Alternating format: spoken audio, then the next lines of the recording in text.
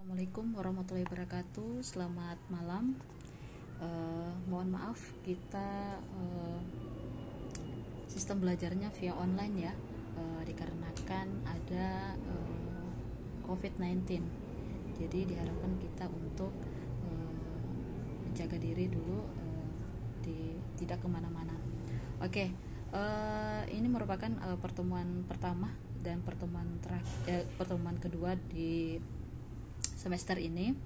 Jadi untuk mata kuliah ini saya dan Pak Andi Sabirin yang akan bawakan. Kebetulan sebelum meet saya yang bawakan dan seterusnya, dan setelah meet Pak Andi Sabirin. Oke, untuk kontrak perkuliahan semoga kita bisa tatap muka sebelum meet ya. Nanti kita bahas nanti pada saat kita bisa bertatap muka di kelas. Kemudian untuk RPS saya sudah bagikan di grup WA kita. Oke, untuk pertemuan hari ini kita bahas tentang seperti apa konsep dasar dari manajemen keuangan. Jadi kita akan pengantar saja tentang manajemen keuangan itu seperti apa. Oke, di sini ada 4 tujuan pembelajaran kita pada malam hari ini. Yang pertama, seperti apa pengertian dari manajemen keuangan. Kemudian yang kedua, ruang lingkup dari manajemen keuangan. Yang ketiga, apa itu fungsi dari manajemen keuangan. Dan yang terakhir yaitu tujuan dari manajemen keuangan. Ya, di sini ada definisi dari manajemen keuangan. Jadi sebelum kita bahas tentang apa pengertian dari manajemen keuangan, mungkin ada baiknya kita membahas satu-satu apa itu manajemen, kemudian apa itu keuangan. Kemudian manajemen di sini dari kata dasar manage, yaitu mengatur. Jadi mengatur segala sumber daya yang dimiliki, mengatur ataupun memanfaatkan sumber daya yang dimiliki untuk mencapai tujuan-tujuan dari suatu organisasi. Kemudian keuangan. Di sini keuangan tentu berhubungan dengan uang, kemudian berhubungan dengan kesejahteraan dari orang-orang yang ada dalam sebuah organisasi. Dan kesimpulan di sini ya saya dapat simpulkan bahwa manajemen keuangan itu merupakan suatu penggabungan dari ilmu ataupun seni yang membahas tentang mengkaji ataupun menganalisis bagaimana seorang manajer keuangan dalam mempergunakan atau mengelola sumber daya yang dimiliki dalam perusahaan untuk mencapai tujuan dari perusahaan itu sendiri, tentu dan tidak lain adalah profit, kemudian kesejahteraan dari para pemegang saham.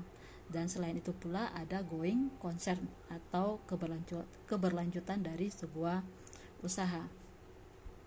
Oke, di sini ada ruang lingkup dari manajemen keuangan. Yang pertama yaitu bagaimana mencari dana.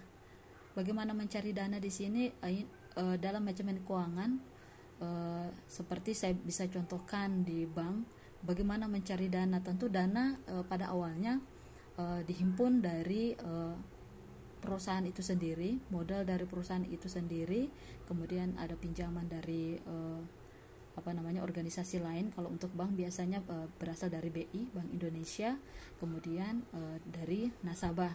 Kemudian bagaimana mengelola dana. Jadi dana tersebut akan dikelola untuk digunakan untuk menghasilkan suatu yang bermanfaat ke depannya, yaitu bagaimana membagi dana tersebut. Jadi kalau kayak di bank-bank itu ada namanya produk-produk bank itu sendiri. Kalau kayak di bank syariah ada mudharabah, musyarakah dan sebagainya, itu akan dibagikan dalam bentuk produk-produk tersebut agar supaya bisa digunakan oleh nasabah lain. Jadi bagaimana menghimpun, kemudian bagaimana mengelola sampai dengan bagaimana dana tersebut dibagikan kepada nasabah. Oke, di sini ada fungsi dari manajemen keuangan. Jadi ada 3 fungsi, dari sisi investasi, dari sisi pendanaan, dan dari sisi dividen. Kemudian dari sisi investasi di sini membahas tentang bagaimana manajer keuangan dalam mengalokasikan dana-dana yang dimiliki dalam sebuah perusahaan untuk diinvestasikan dalam berbagai bentuk di masa akan datang.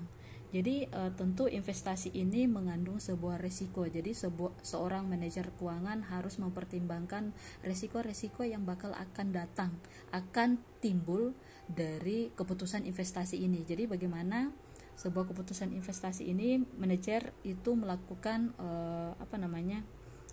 bagaimana berpikir untuk mengalokasikan dana-dana yang dimiliki oleh perusahaan untuk dibuatkan dalam bentuk investasi dalam bentuk apapun yang diharapkan dapat keuntungan di masa yang akan datang. Jadi tentu mempertimbangkan resiko-resiko pun yang akan timbul. Kemudian ada keputusan pendanaan. Di keputusan pendanaan di sini berhubungan dengan kebijakan struktur modal, di mana mempertimbangkan dan juga menganalisis sumber-sumber dana yang dimiliki oleh perusahaan untuk membelanjai keputusan investasi ataupun kegiatan usaha dari sebuah perusahaan. Jadi keputusan pendanaan ini bagaimana seorang manajer keuangan menganalisis, kemudian mempertimbangkan apa yang mereka miliki di dalam perusahaan, kemudian sumber-sumber dana tersebut agar mampu untuk membelanjai investasi, kebutuhan investasi ataupun kegiatan usaha lainnya. Kemudian yang terakhir ada keputusan investasi. Jadi keputusan investasi di sini keputusan dividen. Jadi keputusan dividen di sini berhubungan dengan pemegang saham. Jadi keputusan dividen ini berhubungan dengan besarnya persentase laba yang bakal diterima oleh para pemegang saham. Kemudian yang kedua ada namanya stabilitas dividen yang dibagikan. Kemudian yang ketiga ada dividen saham, jadi saham dividen. Kemudian yang keempat ada pemecahan saham atau yang biasa diistilahkan stock split, yaitu pemecahan jumlah saham. Jadi saya misalkan di sini misalnya saham preferen ada 100 lembar. Jadi 100 lembar dengan nilai misalnya 200.000. Jadi misalnya kalau dibagi jadi 5 lembar saham yang lebih kecil, 5 lembar saham yang lebih kecil bisa, jadi pemecahannya jadi dengan jumlah yang lebih kecil, nominalnya lebih kecil. Tentu berhubungan dengan hal ini akan mengurangi jumlah dividen yang akan diterima oleh pemegang saham. Kemudian yang kelima tentang penarikan kembali saham yang beredar. Jadi penarikan kembali ini bukan merupakan penghapusan saham yang beredar, tetapi penarikan ini berhubungan dengan saham yang ada kemudian dijual kembali. Itu maksudnya dikatakan sebagai penarikan saham. Jadi ada keputusan dividen ini ada 5, yaitu bagaimana penentuan persentase laba yang akan diterima para pemegang saham. Kemudian yang kedua tentang stabilitas dividen. Jadi stabilitas dividen ini tentu berhubungan dengan pendapatan saham yang diterima oleh pemegang saham.